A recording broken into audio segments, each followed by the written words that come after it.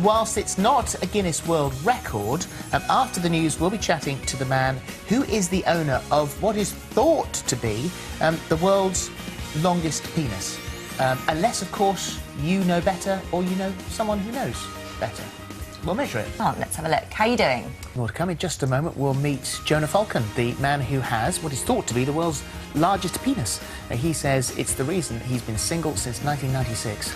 So, does size matter? It's a question that keeps men wondering and women talking for a long time, but our next guest, size is definitely an issue. Jonah Falcon is the owner of what is thought to be the world's largest penis, and when the bulge in his trousers caused a security alert at an international airport recently, he inevitably made headlines around the world. Well, Jonah joins us now, and so let's go. Welcome, by the way. Welcome. Thank you for coming in today. So this is something that you say wasn't embarrassing, because it was actually you that contacted the media, I think, after the event, wasn't it? Something like that. I was amused. Now, the thing is that I wasn't worried, because what was the worst that was going to happen? I have to pull it out for them. I've been doing that all my life. The thing is that I had a 2-hour delay, and I basically told my friend at the Huffington Post, "Oh, you wouldn't believe what happened." And they said, "Oh, can we use that?" I said, "Sure." I didn't expect it to go viral. I thought it was just going to be some sidebar. And then, well, no, and then suddenly you're even more, because you are, you know, sort of a bit of a celebrity in America. I was. Well, I also did some BBC programs too, but did you? Oh, we didn't see those. Yeah, but no, well, on the BBC they could actually show it. Really? Yeah. Well, unfortunately, on ITV we're not allowed to, which is a bit of a shame. But that's probably because of the time we're on, and we are early in the morning. What we will do, and I want to talk more about this incident at the airport in just a second. We ought to really discuss what it is that we're talking about here, and the size that we're talking about. Right. So most authorities say that the mean length of a flaccid male organ is normally round about 3 to 4 inches. And that's illustrated here by the diagram that I've got by the side of me, and that is the sort of length of a usual flaccid male penis. Now this is you on the scale. Right. So this is the sort of thing that we're talking about. There we go. So that is the difference between the average male and you, and that is flaccid about 9 inches. Right. It varies with temperature. It goes from 8 to 9. So I go with 9 because it's a better number. Yeah, and with an erection, that's about 13 and a half. 13 and a half. Right. Without using a ruler, I go from here to the crook of my elbow. Okay.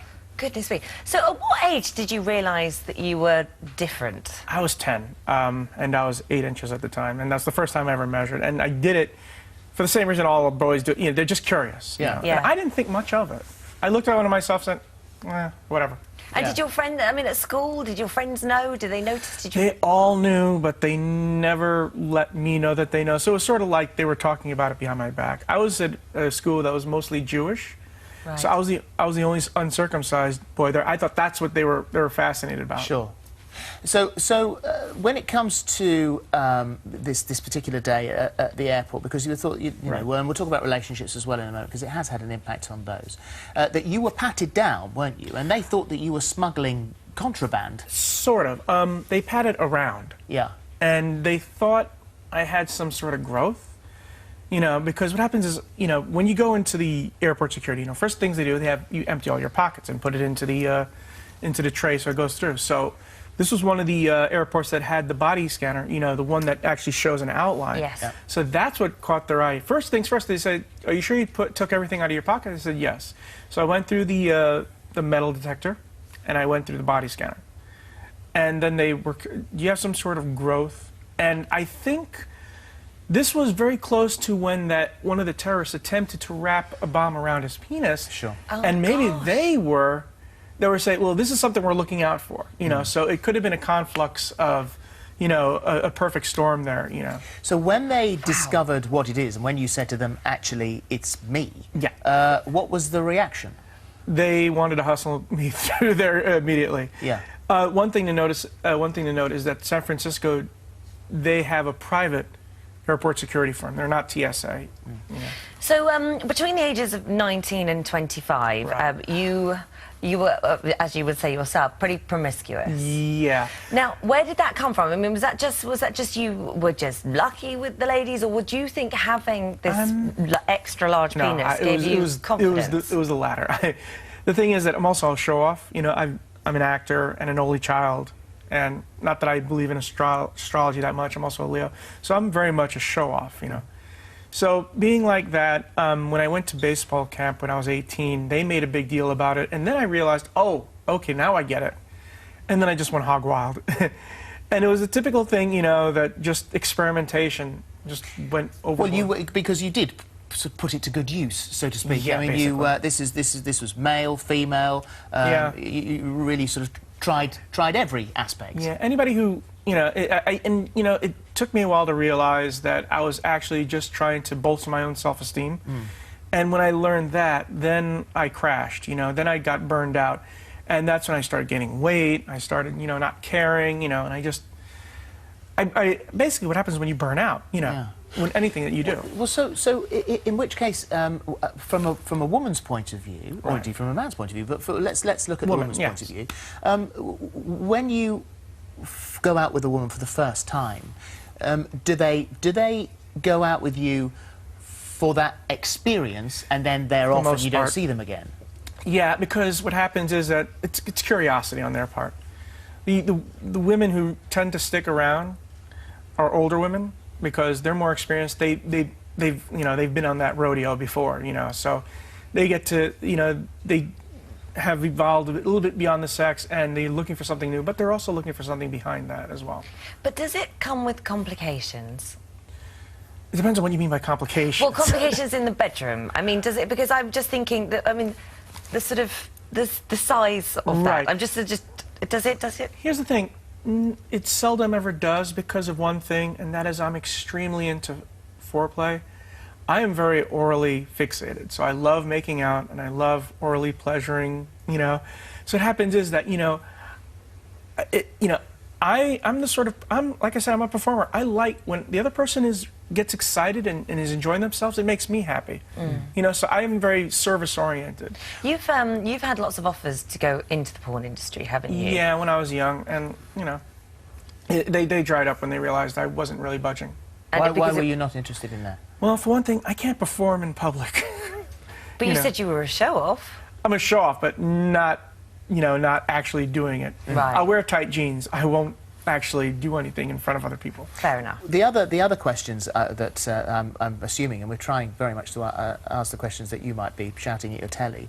And when it comes to an erection, I don't know whether it's a myth that very largely endowed gentlemen, you know, so it takes either it's very difficult to get a full erection, or it makes you faint when it happens. No, the first thing, I don't faint because I would assume maybe if I was 6 inches and all of a sudden I was 13 inches, you know, then I would faint because my body's not used to it.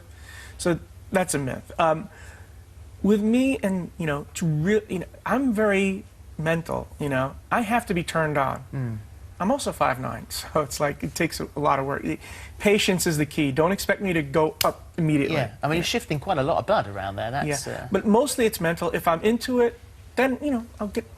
But if I'm not, and I've learned this, you know, I'll just say, it's not working. Can I ask another question? What about when it comes to, and you say you were promiscuous, so I'm assuming you were practicing, I was promiscuous. safe sex occasionally or all the time. Does a condom fit? Yes and no. Even the Trojan Ends larges, or whatever large condom, I didn't mean to use a brand there, they only fit halfway for the most part. However, if they're tight and there's no fluid exchange, then you're safe. Yeah. I've heard of condoms that are just the head, you know. So I've never seen them before, but I've heard of them. The only problem I have with condoms is that they have to be loose. I mean, if they're tight, it's just fighting with me, and it's a losing battle for me. Are you defined by what you have here when it comes to relationships? I mean, you say that you've experimented, you have in the past been promiscuous. We know that celebrities, although you will never name them, have phoned you up. I'm pretty discreet. Yeah, and you have, they've been more than interested to see what you've got. So all of that is fascinating, and when you're younger, maybe exciting and very different. But when you're getting older and you're looking for a relationship, are you defined by your penis? You see, that's one of the worries that I've had as an adult, and that is, I start to worry that, you know, it might cost me work sometimes. I worry about that. Why? In what way would it cost you work? Because it's a negative connotation sometimes, you know. I mean, you know, let me put it this way, as an actor, do you think I would ever work for Disney? I mean, yeah. You know, it's, and the problem with, you know, I do these shows because I enjoy talking, and, you know, I fancy myself as very intelligent. But in the back of my head, I'm thinking, what am I doing this for? Why am you I know, on here? Yeah. There is a very fine line between exploitation and prostitution, you know, and I concern myself with that, and I think I've been on the right side, you know. I mean, but what about romance and the ladies? What about finding long-lasting love? I try not to worry about it because everybody has the same problem. I realized that that wasn't the problem, that this wasn't the problem.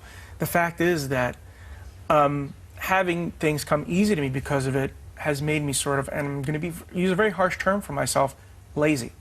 Right. You know, I've just started putting the effort into forwarding myself rather than having it given to me. Which is, you know, if you see old pictures of me, you know, like I said, when I crashed, I gained a lot of weight. Then I had to work out, and, you know, and then I crashed again, you know. And now, you know, this is the first time I'm wearing contact lenses, you know, because this is, like I said, I'm moving forward, and I may be a lot older than I was. But it's, to me, it's better late than never. I feel like a teenager who's suddenly becoming an adult. If you could have your life again and just have a regular, normal-sized penis, would you? No. Because, on the other hand, I know what you know, this is me, you know, when I look down on myself, I don't see anything special, but I still enjoy, you know, having something special, you know, every person does. What sort of reactions do you get when you're in the street? Because, as we said, that you are something of a celebrity in America. Do you get people stopping you? I used to when I wore bike shorts and I wrapped around the side of my leg. Well, you're sort of asking would you do that on purpose then, to get that reaction? I did, yes. When I was very young, I did, yes, just like that. Except not always downward. Sometimes I'd make it so it goes around the side of my leg. Well, it's a clever trick if you can do it. What size are your feet? Oh, I'm either 10 or 10 and a half. Okay.